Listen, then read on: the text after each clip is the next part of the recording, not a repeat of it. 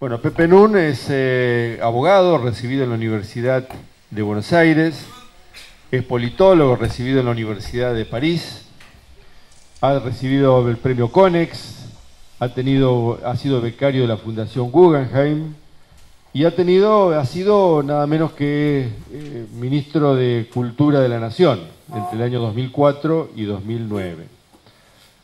Todo lo cual, si sumamos a todos los libros que tiene publicados, hablan de una personalidad que siempre ha estado trabajando y que siempre ha dedicado a la cultura sus mayores esfuerzos. Por lo tanto, Pepe, este es el Comité Nacional de nuestro partido, el Partido Socialista. Para nosotros estamos aquí todas las provincias argentinas representadas. Creemos en la territorialidad argentina. Creemos que no es bueno para nuestro país esos vacíos demográficos que se van desarrollando por falta de políticas activas.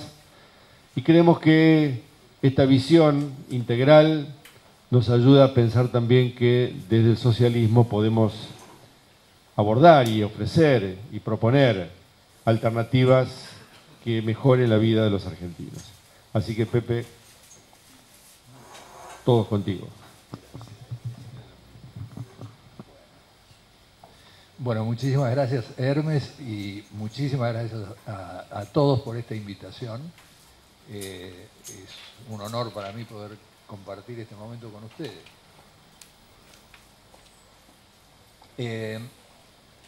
Cuando le pregunté a Hermes sobre qué hablar, lo primero que le vino a la mente, creo, fue que refrescara algo que me había oído decir sobre los impuestos. Antes de hacerlo, pero ligado con el tema, cuando venía para acá recordé un cuento, una historia que cuenta ese gran novelista actual que es Andrea Camilleri, que seguramente ustedes han leído. Es una historia que transcurre en Sicilia, es muy breve. Un chico está sentado frente a varios recipientes llenos de agua. Una lata, una cafetera, un jarrón. Y está muy pensativo y se le acerca una chica más grande que él y él le dice, ¿qué forma tiene el agua? Y entonces la chica le dice, no, el agua no tiene forma. Tiene la forma que le dan. Y se me ocurrió porque el capitalismo y la democracia en gran medida tampoco tienen forma. Tienen la forma que se les da. Por eso no se puede hablar de la democracia y del capitalismo, sino de las democracias y de los capitalismos. Lo que la chica no le agregó es que hay recipientes que sirven para mantener el agua limpia y hay otros que terminan haciendo que se pudra. Digo todo esto porque después de complacer el pedido de Hermes, que resultó ser de absoluta actualidad en estos días, me gustaría reflexionar un poco con ustedes acerca de las alternativas de la situación, tanto del capitalismo en su forma argentina como la democracia en su forma argentina.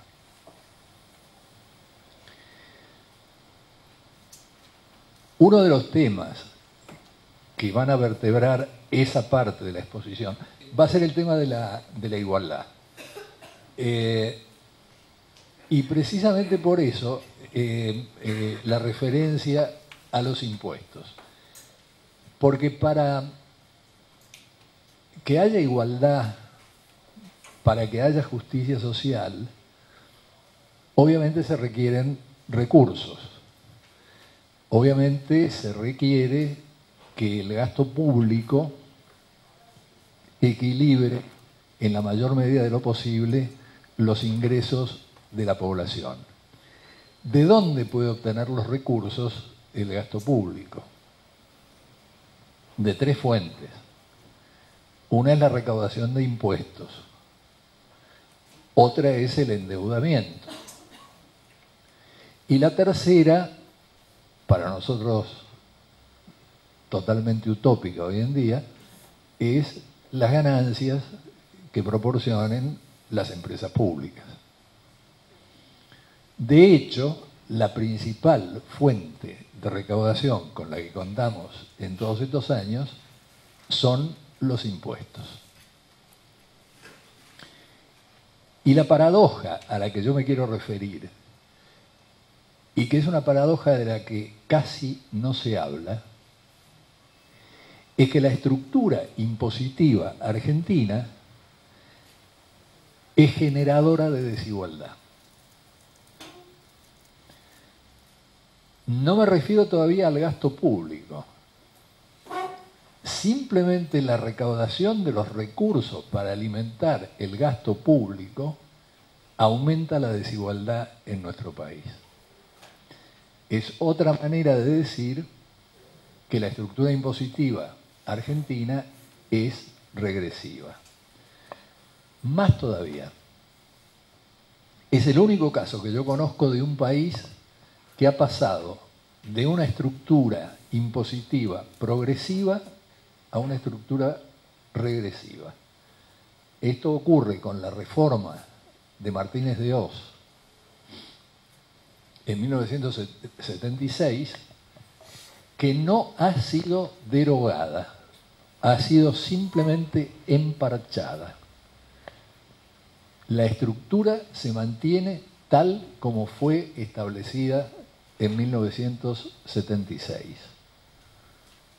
Les agrego que pasa lo mismo con la Ley de Inversiones Extranjeras de Martínez de Hoz y que pasa lo mismo con la Ley de Coparticipación Federal de Menem. Ahora, ¿por qué es tan importante prestarle atención a la estructura impositiva? Porque en realidad, como lo prueba la literatura comparada, en materia impositiva son más importantes las estructuras que los niveles de recaudación.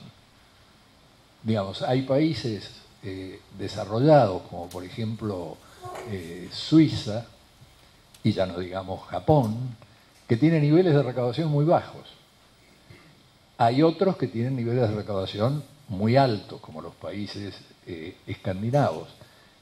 Pero en los dos casos, el ingreso de la población es considerable. Son países capitalistas desarrollados.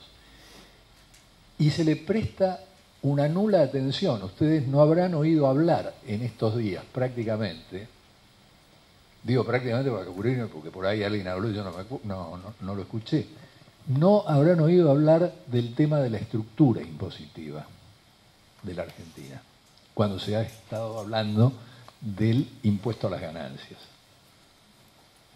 Y me gustaría elaborar un poquito este punto. Me voy a sacar el reloj.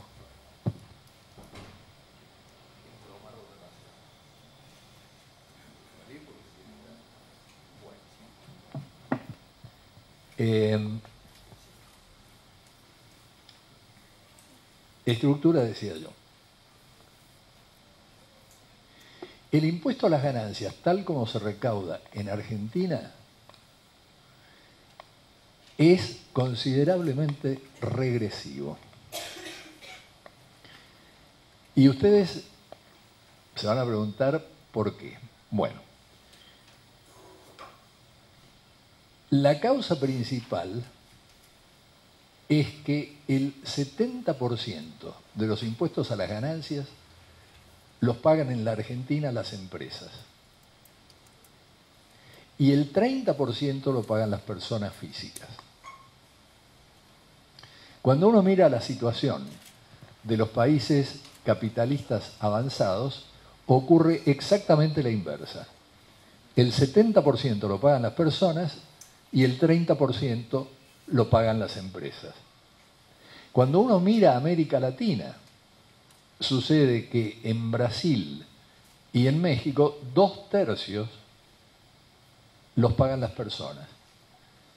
La media argentina está por debajo de la media de América Latina. En América Latina el 40% lo pagan las personas, en Argentina solamente el 30%. A esta altura ustedes dirán, ¿y qué importancia tiene? La importancia es obvia. Como en prácticamente todas las ramas, la concentración hace que haya un grupo de empresas oligopólicas que son formadoras de precios. Estas empresas incorporan el impuesto a las ganancias a su estructura de costos y lo transfieren vía precios a quienes le compran, sean estos compradores de insumos que a su vez se lo transfieren al consumidor final, sean directamente los consumidores finales. Por eso reputados tributaristas como Gómez Sabaini dudan que en Argentina el impuesto a las ganancias pueda considerarse un impuesto directo, porque con esta estructura buena parte del impuesto es indirecto y los impuestos indirectos son los impuestos regresivos. A esto se le suma el hecho, yendo ahora al tema de los niveles, que lo que se recauda en concepto de impuesto a las ganancias es extremadamente bajo, pese a lo que ustedes oigan decir en los medios de comunicación. En general oscila entre un 5, 5,5% del PBI. En los países capitalistas desarrollados se cobra 3 veces más de impuesto a las ganancias.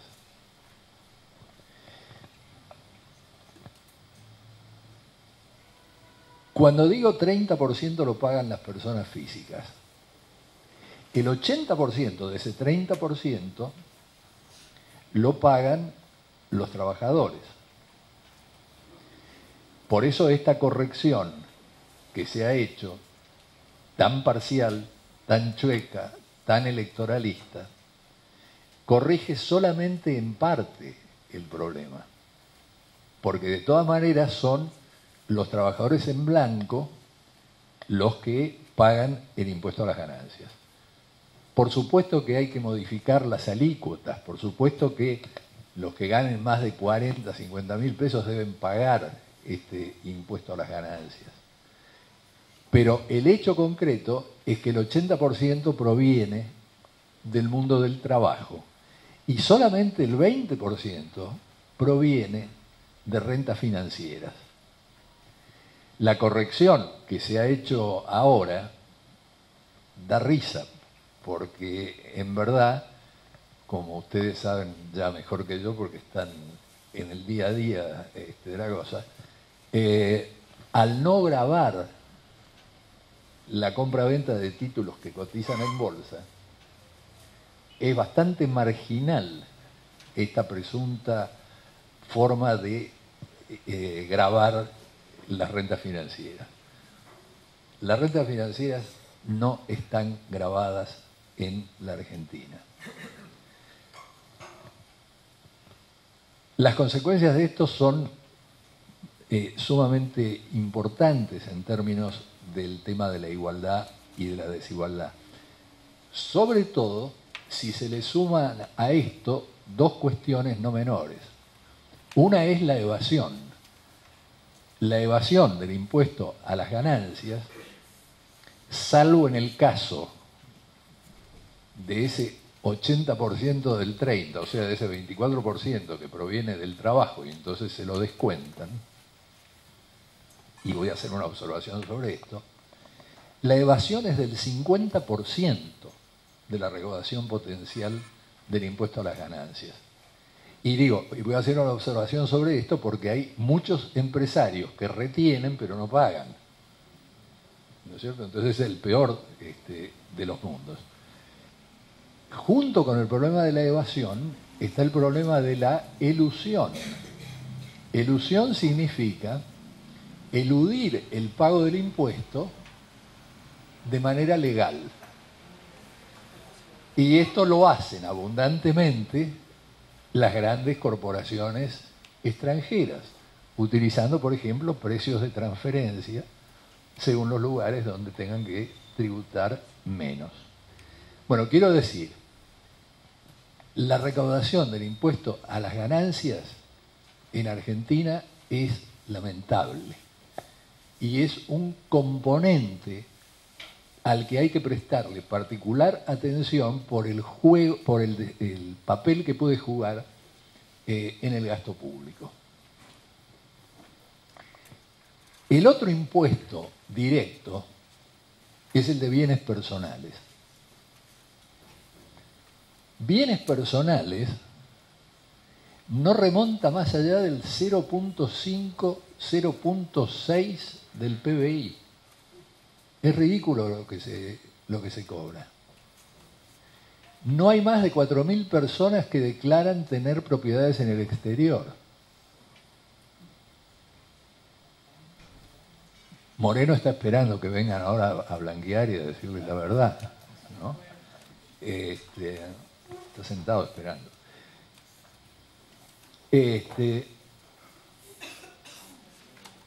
El otro impuesto que contribuiría a esta masa es el impuesto inmobiliario, que también es muy bajo, tampoco supera el 0.5% del PBI. Y ya vieron ustedes el escándalo que se armó en la provincia de Buenos Aires con la actualización que hizo Scioli, una actualización absolutamente parcial y sumamente baja. Y sin embargo, las movilizaciones de los propietarios duran hasta hoy. Y los lamentos no les digo. Frente a esto, ¿cómo se nutre el presupuesto nacional? Bueno, un componente fundamental es el IVA. El IVA equivale, en promedio, al 10% del PBI. Solamente el IVA implica el doble de recaudación que ganancias y bienes personales. Pero al IVA le tienen que agregar lo que, como no hay, supongo, ningún tributarista, me atrevo a llamar el IVA provincial, para que se entienda. En las provincias se cobra ingresos brutos, además del IVA. Ingresos brutos aporta el equivalente a otro 3% del PBI. Vale decir, pese a la evasión que existe, porque la evasión del IVA, a su vez, es tan grande, que hay cálculos que indican que si esta evasión se redujera a los niveles que tiene en Chile, se podría bajar la alícuota entre 6 y 8 puntos. Digamos, del 21 al 15 o menos. Pero digo, si ustedes toman estos típicos impuestos indirectos que gravan al consumidor, resulta que por ellos se recauda el doble de lo que se recauda por ganancias, por bienes personales, por impuesto inmobiliario y por exenciones. Perdón, por retenciones. Es decir, las retenciones logran equilibrar hasta ahí lo que se recauda por IVA y por ingresos brutos. Eso es todo lo que consiguen. O sea, es una estructura que tiene que ser urgentemente cambiada. Por eso es muy contraproducente discutir impuestos en forma aislada. Lo que hay que discutir es una reforma impositiva integral. Y reconozcámoslo, una reforma impositiva integral tiene pocos adeptos por algunas razones comprensibles en términos de profesionalidad de la política. Una reforma impositiva integral no se puede implementar antes de 2 años, digamos, mientras va recorriendo todas las instancias y hasta que es puesta en práctica por el gobierno, corren 2 años o más. Y son muchos los legisladores que se preguntan si les conviene embarcarse en este negocio. Porque como tienen un mandato por 4 años y los frutos de la reforma, una vez que se implemente, recién se van a ver al año siguiente, entonces, bueno, que el que venga la haga. Yo no me quiero enemistar con tanta gente, ¿no? Y no es un tema fácil, es un tema que requiere bastantes coincidencias, bastante concertación entre todos los sectores progresistas para poder ser llevado adelante. En la situación actual, la carga impositiva del 20% más pobre de los argentinos es superior a la carga impositiva del 10% más rico de los argentinos. Por eso cuando se insiste tanto con que la presión tributaria es muy alta, se está hablando de niveles. La cuestión es descomponerla y ver cómo está formada. ¿Quiénes son los que están soportando esta presión tributaria tan alta?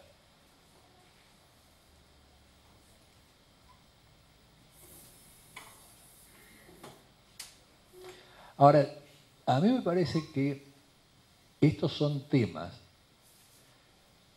que puede entender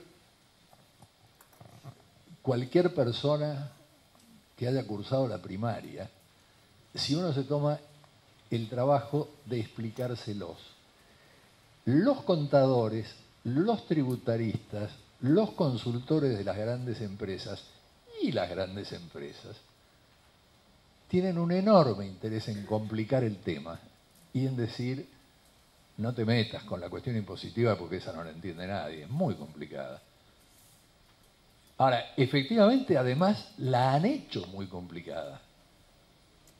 Los inspectores de impositiva salen a la calle generalmente sin saber qué modificaciones han introducido en los últimos días, porque están todo el tiempo introduciendo cosas.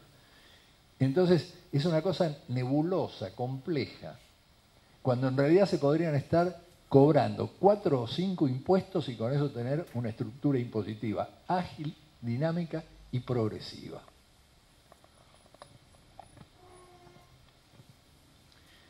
Yo lo planteo en estos términos porque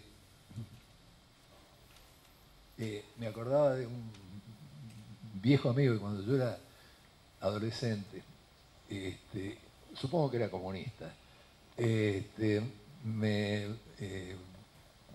daba charlas así sobre política. Y entonces le pregunté un día qué era un agitador. Y entonces me dijo, mirá, imagínate un obrero que está casado desde hace 20 o 30 años. Suena machista, pero es una historia que me contaron cuando yo era chico. Está casado desde hace 20 o 30 años, para él todo es rutina, hasta la mañana en que llega a la fábrica y cuando abre su armario para cambiarse, encuentra un papelito anónimo que dice tu mujer te mete los cuernos. Y bueno, cuando el tipo vuelva esa noche a la casa, ya nada va a ser igual. Si la mujer está vestida de entrecasa, le va a decir, para mí te vestís así. Si la mujer se ha puesto elegante y le ha cocinado comida rica, la culpa que debes tener. La cuestión es que ya no ve las cosas como las veía antes del anónimo. Y entonces me decía él, la tarea del agitador es dejar anónimos para que la gente revise lo que toma por dado y se ponga a mirar de nuevo. Yo te oí, el otro día leí en un diario, creo que dijiste una frase que dije, uy, me sacó el título de mi libro, porque estoy preparando un libro que se llama Creer para ver. Y la verdad es que creemos que es de absoluto y estricto sentido común decir yo creo en lo que veo. Y un momento de reflexión les va a indicar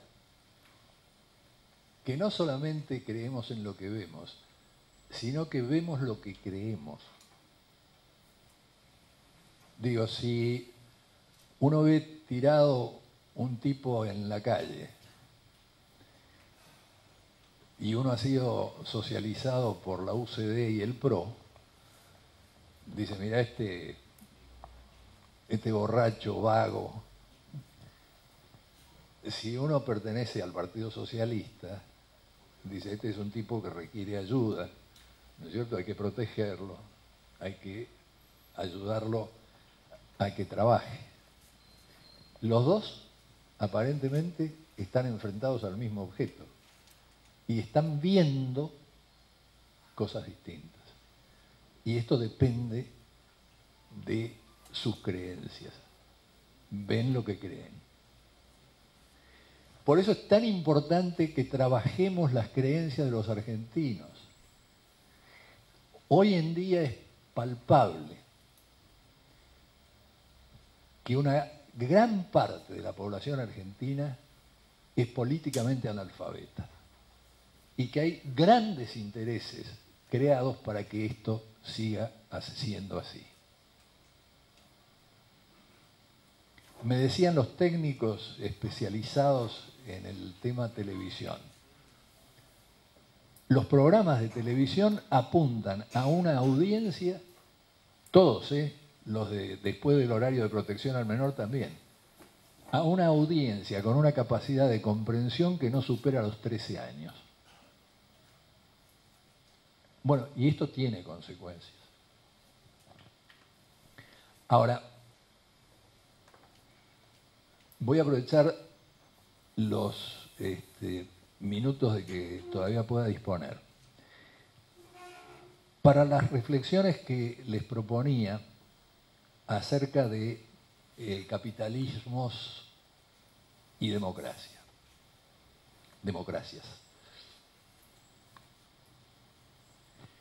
En realidad en Argentina, y ahora prácticamente en ningún lugar del mundo, existe nada que legítimamente puede llamarse democracia. Lo están comprobando los europeos y lo están discutiendo abiertamente. Pero la situación nuestra es considerablemente más delicada. La Argentina no tiene tradición de democracia. El Estado oligárquico argentino se empeñó en que los inmigrantes, por ejemplo, no votaran. El Partido Socialista y el Partido Demócrata Progresista eran los dos que iban al puerto para tratar de hablar con los inmigrantes, pero no los conservadores y tampoco la Unión Cívica Radical. El sufragio estaba absolutamente restringido y limitado, aún después de la ley Sáenz Peña. Entonces, en esa época, tengan ustedes en cuenta, el impuesto a las ganancias no existía, que el impuesto a los réditos se crea en los años 30. Exactamente. Y entonces, ¿cómo hacían? Bueno, apelaban al recurso segundo que yo les mencioné antes. El capital extranjero retiraba sus abundantes ganancias, la oligarquía retiraba sus abundantes ganancias y el Estado se financiaba mediante el endeudamiento. Y el endeudamiento lo tenían que pagar todos los argentinos. No había democracia en la Argentina. mucho menos después del 30. Desde el 30 hasta aquí tuvimos 13 golpes militares. Hoy se celebra, 6 de septiembre. Exactamente, exactamente. Hoy se lamenta.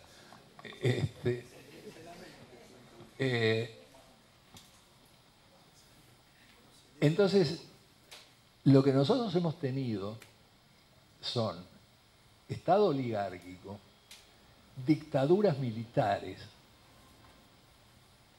y después regímenes populistas que tampoco respondían a los cánones de lo que uno puede llamar una democracia representativa. Perón lo dijo con todas las letras en 1949. Dijo, los partidos políticos son una reliquia, son una herencia del pasado que hay que aguantar por ahora, pero que ya van a desaparecer. Es decir, el subtono era claramente corporativista, ¿no es cierto?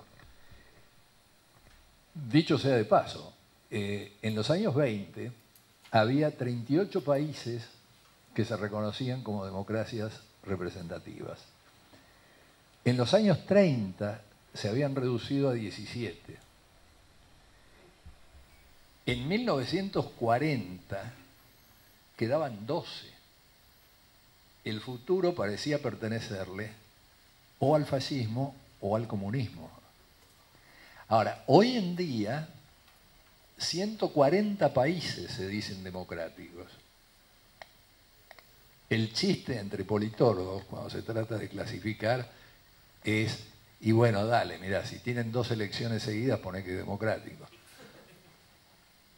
Porque acá viene la otra cosa. Y la otra cosa es que la palabra misma, democracia, es una palabra polisémica, es una palabra ambigua, que se usa para designar por lo menos 2 cosas que son distintas. Una es la renovación periódica a través del voto de las autoridades. Y otra es la vida en común, la vida de una comunidad. ¿Cómo vive la sociedad? Si vive democráticamente o vive soportando medidas que se toman autoritariamente. Y los grandes pensadores, pero arrancando nada más ni nada menos que de Aristóteles. Aristóteles fue el único de los grandes filósofos no hostil a la democracia.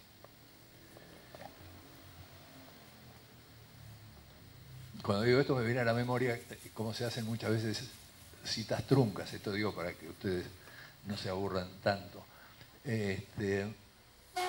Todos repetimos desde la escuela primaria que Sócrates dijo, solo sé que no sé nada. Y lo repetimos aleccionados por nuestros maestros como testimonio de la humildad, de la modestia, de este genio que reconocía, sin embargo, que solo sabía que no sabía nada. Es una cita sacada de contexto. Sócrates está repudiando a la democracia, porque la democracia le da poder a la plebe, a los ignorantes, y dice, si yo, que soy el más sabio de Grecia, solo sé que no sé nada, ¿cómo se los va a dejar gobernar a estos que ni siquiera saben que no saben? Es un juicio absolutamente soberbio de Sócrates, no modesto. Aristóteles decía, no era hostil a la democracia, pero era partidario de lo que en realidad tenemos, del gobierno mixto. ¿Por qué? Porque decía, la democracia tiene un problema y es que puede degenerar muy rápidamente. Por un lado, en demagogia y por el otro, en la tiranía de las mayorías. Y esto hay que evitarlo. Pueden ser tan tiránicas y tan despóticas las mayorías electorales como un dictador. Y acá lo hemos padecido hasta hace muy poco y lo seguimos padeciendo en parte. Entonces, no por casualidad, Montesquieu, Tocqueville, John Stuart Mill, bueno, puedo aumentar el número de la pena, hablaban del peligro de los despotismos electivos. Cuando aquí se agarraban del 54%, con tanta ferocidad, yo decía, bueno, pero esto es terrible porque están cayendo exactamente en aquello que todos temíamos y criticábamos en el campo de la teoría. Entonces estoy diciendo, Argentina vive intentos de democratización, procesos de democratización que se truncan, se distorsionan. ¿Por qué incluía el populismo en esto? El populismo quiere decir cualquier cosa, hoy en día lo mismo que democracia, lo reconozco, pero no en la versión que se usa acá. La versión dominante acá es la versión según la cual el pueblo tiene reivindicaciones muy heterogéneas, que van desde las reivindicaciones de género hasta las reivindicaciones salariales, ecológicas, bueno, todo tipo de reivindicaciones. Estas reivindicaciones tan heterogéneas deben ser transformadas en equivalentes para poder ser acumuladas, porque si no, quedan compartimentalizadas. ¿Y quién las puede transformar en equivalentes? Un líder o una líder. Ese líder se transforma de esta manera en la voz del pueblo, porque es quien condensa esta pluralidad heterogénea de reivindicaciones. Por lo tanto, quien critique los actos de este líder está criticando a la voz del pueblo. Y la idea de patria, antipatria, no es antojadiza. Es una construcción que otra vez depende de las creencias. Y las creencias son de este tipo no democrático al que me estoy refiriendo. Pero por el otro lado, si estamos tan frágiles en temas democráticos, que habría que discutir, plantear, reformular, poner anónimos,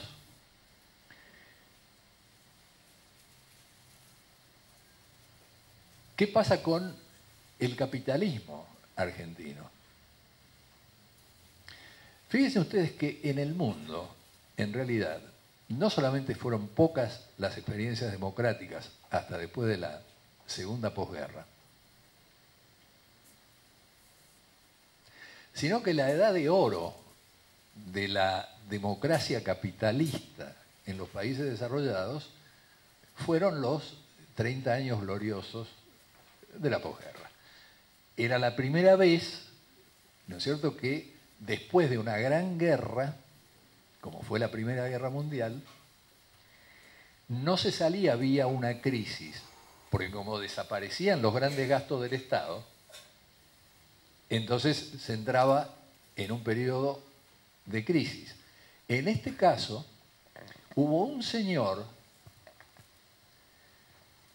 pelado, gordito, conservador, que en el mismo mes del año 1940, en que cayeron 4.000 bombas sobre Londres, sin embargo, lo citó a Lord Beveridge, que era el líder del Partido Liberal, y le dijo: ármeme un plan para cuando termine la guerra.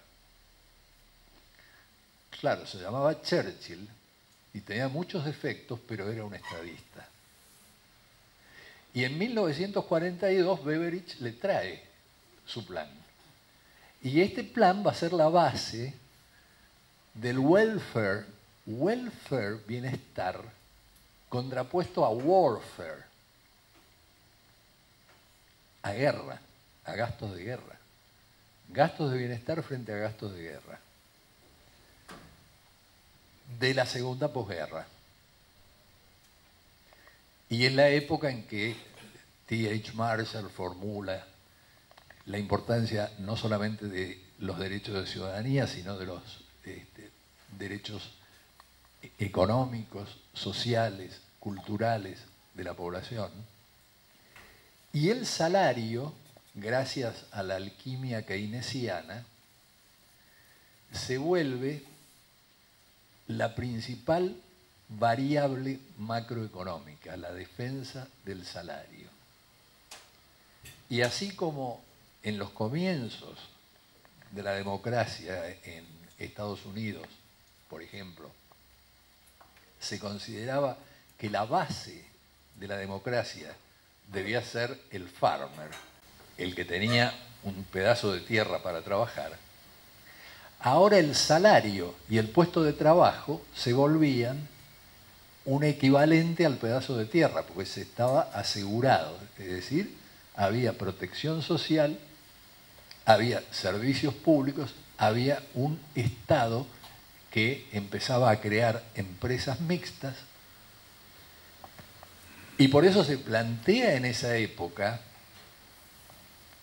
que se había llegado al fin del recorrido. Y aparece un libro famoso de Lipset que se llama Estados Unidos, la primera nación nueva, porque ahora está en armonía el capitalismo con la democracia.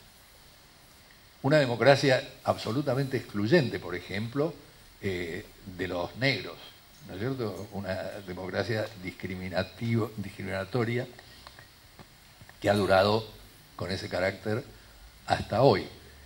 Pero en términos generales, un proceso democrático que armonizaba con el crecimiento capitalista de posguerra de Estados Unidos.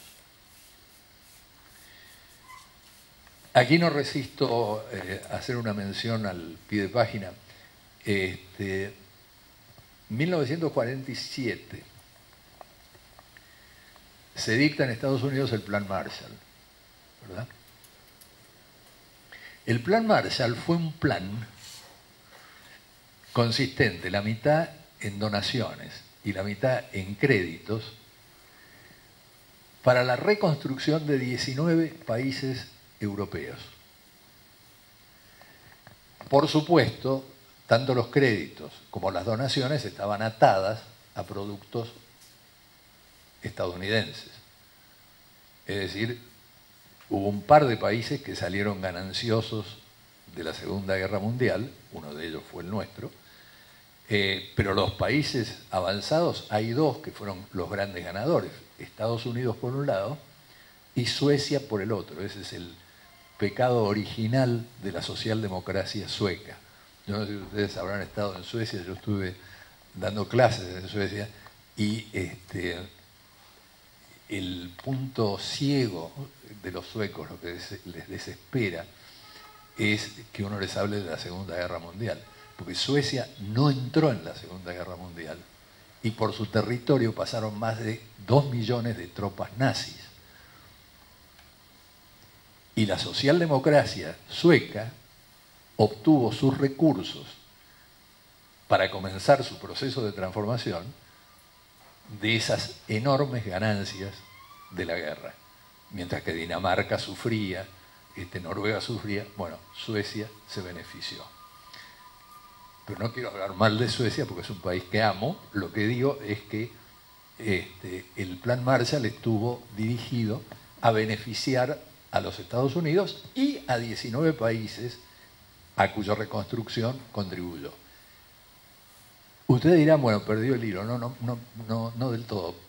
Lo que quería decirles es, el Plan Marshall fue un plan que supuso en 4 años distribuir 13.000 millones de dólares. Si ustedes actualizan esos 13.000 millones de dólares, hoy en día representarían unos 200.000 millones de dólares. En los últimos 30, 35 años, se fueron de la Argentina, según estimaciones muy prudentes, 400.000 millones de dólares. Se fugaron 400.000 millones de dólares. Es decir, la Argentina es un país tan potente, tan rico, que se ha dado el lujo de exportar 2 planes Marshall enteros que sirvieron para la reconstrucción de 19 países europeos. Digo, en los últimos 30, 35 años, póngale 40, y esto no cuenta las propiedades inmobiliarias en el exterior, y esto no cuenta las joyas y demás en caja de seguridad, esto cuenta el dinero que se fue, o que está guardado o escondido.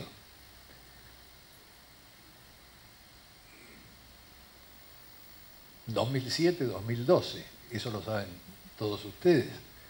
La fuga de capitales en la Argentina fue de 80.000 millones de dólares. Es el 40% de lo que YPF tiene previsto como inversiones hasta el año 2020 y no las consigue. Se fueron 80.000 millones de dólares. Ahora, y un dato que tampoco se menciona, pero quiero ir a lo grueso enseguida. Se habla tanto ad nauseam, digamos, de lo que hizo Cristina después de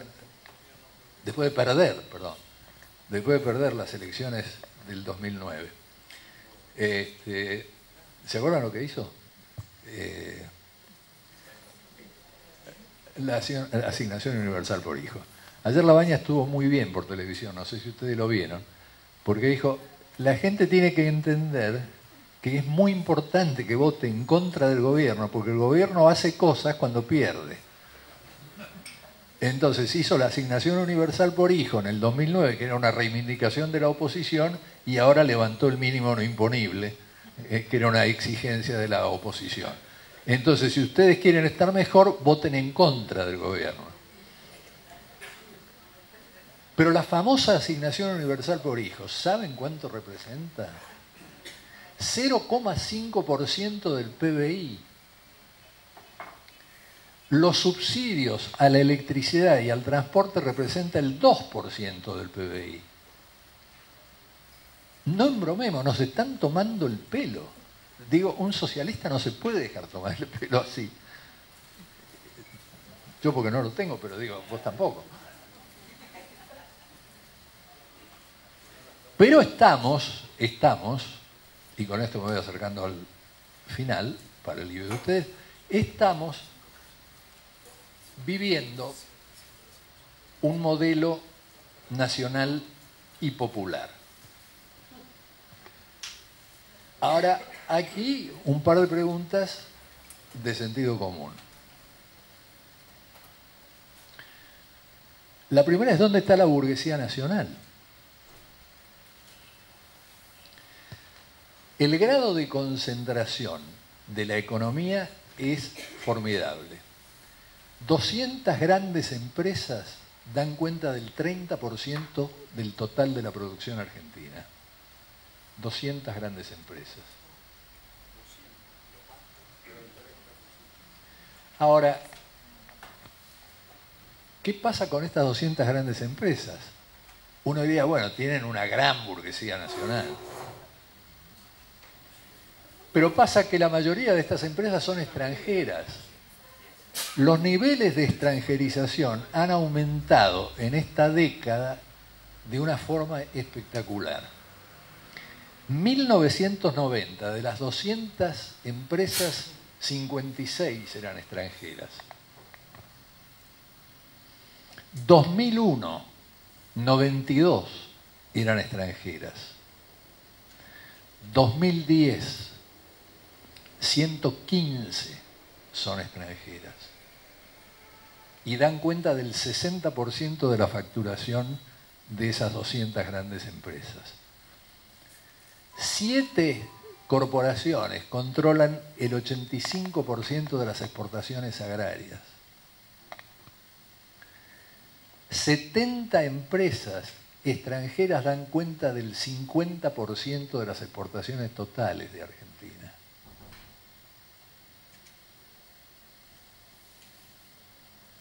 Entonces, por un lado,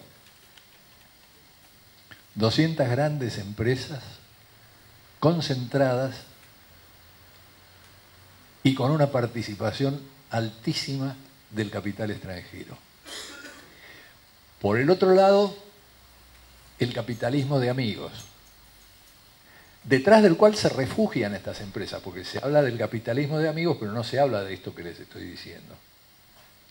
Ahora, el capitalismo de amigos es, otra vez, un capitalismo extractivista, expoliador y ubicado en nichos que dependen del Estado y que están alejados de la competencia del mercado. Eso como infraestructura, como juego, como medio de comunicación. ¿Qué le queda a la burguesía nacional? Que se supone que tiene que ser uno de los protagonistas de este modelo nacional y popular. Le queda un lugar marginal en la vieja matriz productiva que no ha sido modificada, por más que cacareen. El país no se reindustrializó. Se frenó la violencia de la desindustrialización que venía sufriendo, pero la Argentina no se ha reindustrializado.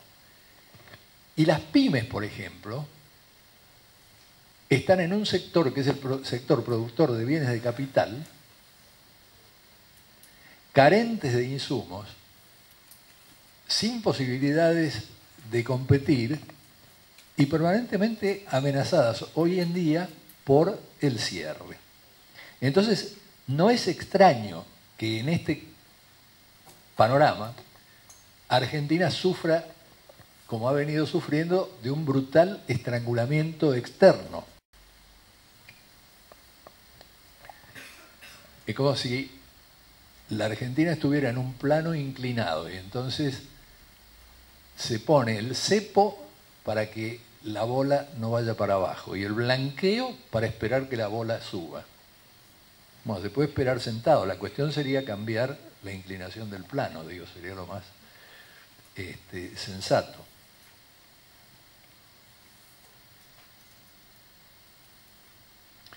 Un comentario y paso al cierre. Un equipo de la Facultad de Ciencias Económicas de la UBA, dirigido por Ariel Korenberg, se ha tomado un trabajo muy grande, que es el trabajo de recalcular las cifras del INDEC aplicando las metodologías que se aplicaban durante los 25 años previos a la intervención del INDEC en el 2007. Y los resultados son apabullantes. En primer lugar, la economía argentina es un 12% más chica de lo que se dice. En segundo lugar, no es cierto que el Producto Bruto haya crecido de la manera extraordinaria que se propagandiza. En el periodo 2002-2007 creció a un promedio efectivamente del 8,5%. Pero en el periodo 2007-2012 ha crecido en promedio al 3% anual. Con 2 años muy negativos como el 2009 y el propio 2012. Si ustedes toman, no esta cosa tramposa, anoche era patético verlo a Feletti haciendo los argumentos, siempre tomando como punto de partida 2001-2002, es decir, lo peor de la crisis. Si ustedes toman como corresponde, como cualquier economista de cualquier país del mundo haría, 1998 como punto de referencia, y entonces se fijan 1998, 2012, Argentina y México son los países que menos crecieron en toda América Latina.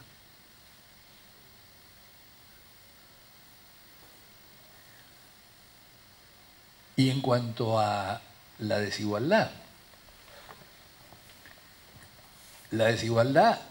se redujo efectivamente de los niveles atroces que tenía en el 2002 y fue bajando hasta un 22-23% que hoy volvió a subir y está por lo menos en 26 veces lo que ganan los sectores de mayores ingresos en promedio en relación a lo que ganan los sectores de menores ingresos. En 1973-74 la diferencia era de 8 veces. O sea que es muy difícil hablar de una década ganada. Mucho más si ustedes se fijan en la dimensión crucial hoy en día para el desarrollo económico con justicia social. Y la dimensión crucial es el aumento de la productividad. El aumento de la productividad es fundamental para el crecimiento de un país. Bien, el grupo de Korenberg lo calculó con datos regularizados. El promedio de crecimiento de la productividad de la Argentina durante la presunta década ganada ha sido de 0,5% por año. Durante la década menemista fue del 1% por año.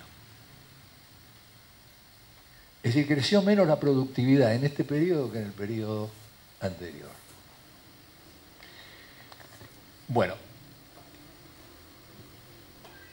me arrogo 5 minutos finales para decir lo que quiero decir para terminar y provocarlos y ver si puedo contribuir a una discusión.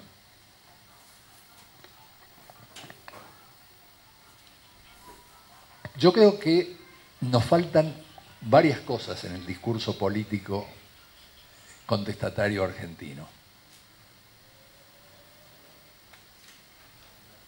Una de las cosas que nos faltan es lo que yo llamaría conceptos o ideas sensibilizadoras. En epistemología se llama a un concepto sensibilizador,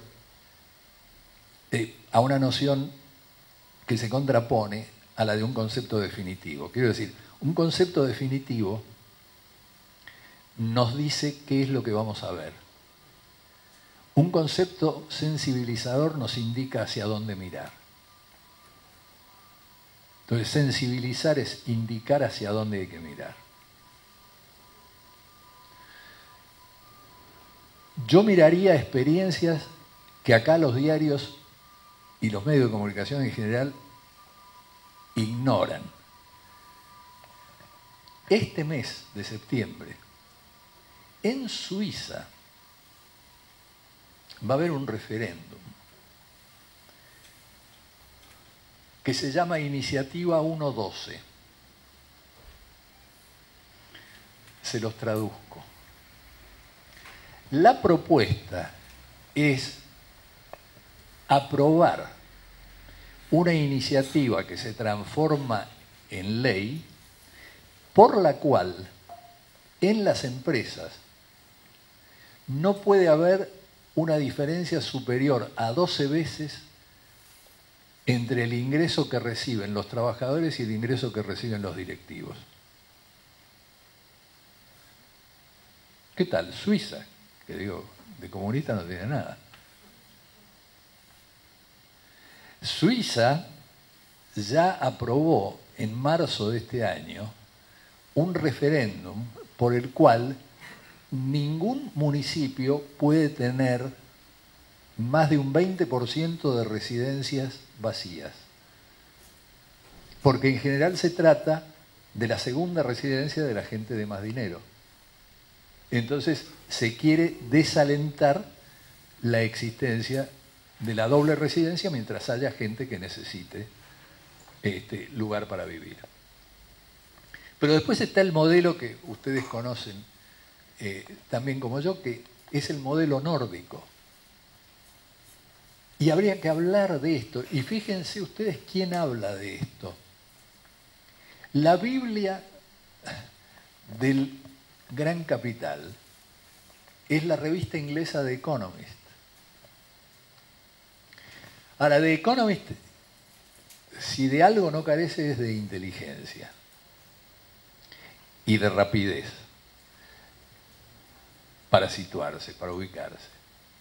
Cuando los gobiernos del primer mundo rescataron a los bancos y a las empresas inmobiliarias en el 2008, rápidamente el Economist sacó 2 editoriales diciendo: esto, ojo, no es intervencionismo, esto es pragmatismo. Te juro, hay que ver el Economist, lo dice así. Pero en marzo de este año, la nota de tapa fue el modelo nórdico. El Economist diciéndole a sus lectores: este es el modelo más exitoso en este momento y es a lo que hay que tender. No dijo que hay un 70% de presión impositiva. Bueno, una cantidad de cosas no las contó. Pero sí contó que los trabajadores están protegidos desde antes de nacer hasta después de morir. Y que eso asegura una paz social. Es decir, volvemos un poco a lo de Keynes. No lo hagan por buenos, háganlo para salvarse.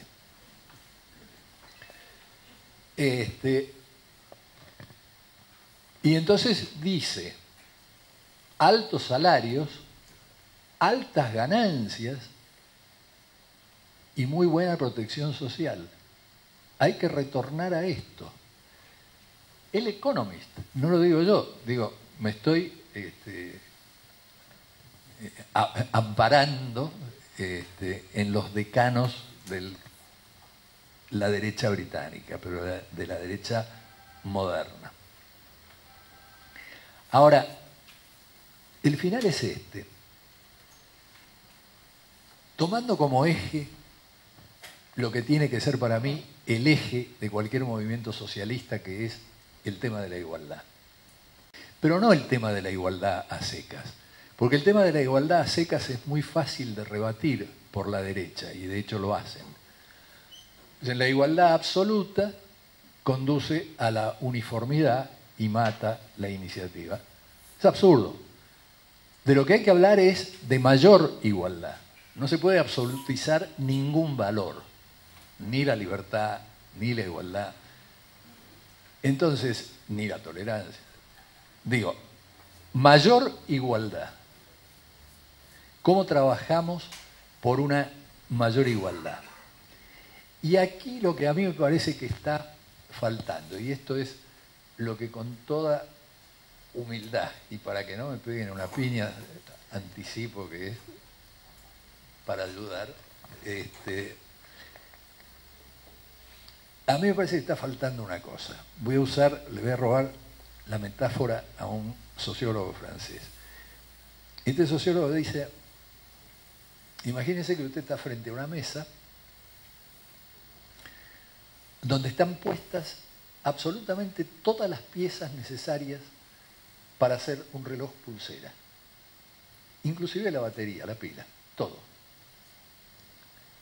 Y ahora yo le digo, haga el reloj pulsera. Y usted va a decir, ¿cómo hago? Siempre que no sea relojero. ¿Qué me hago con esto? ¿Sabe por qué no puede? Dice el tipo. Porque le falta un plan de ensamblaje. Si usted tuviera las instrucciones, probablemente lo pudiera hacer. ¿Qué es el plan de ensamblaje? Es la estrategia.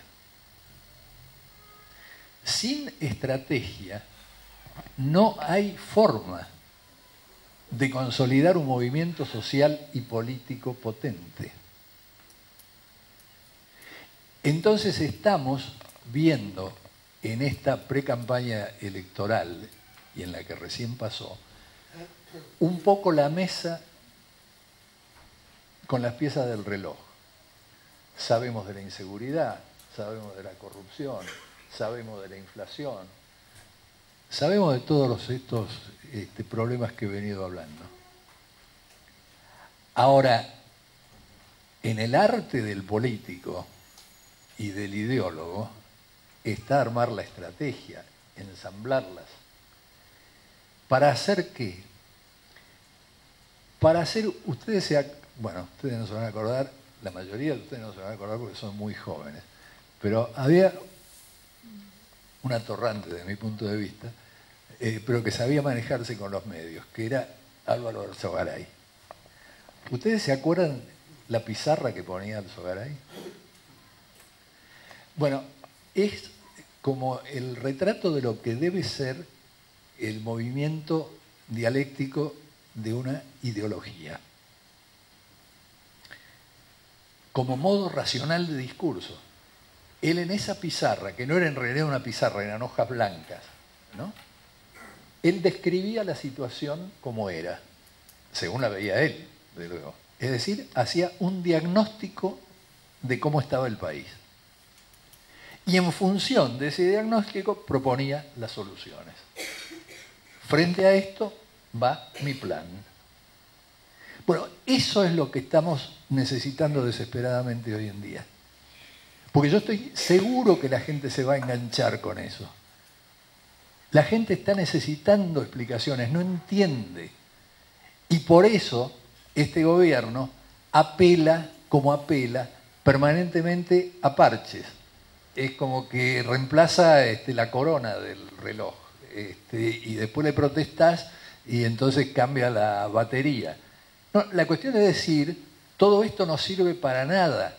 Y no es que haya un destino histórico argentino de que cada 10 años caemos otra vez en el pozo. Es que no hay una estrategia para sacarnos del pozo.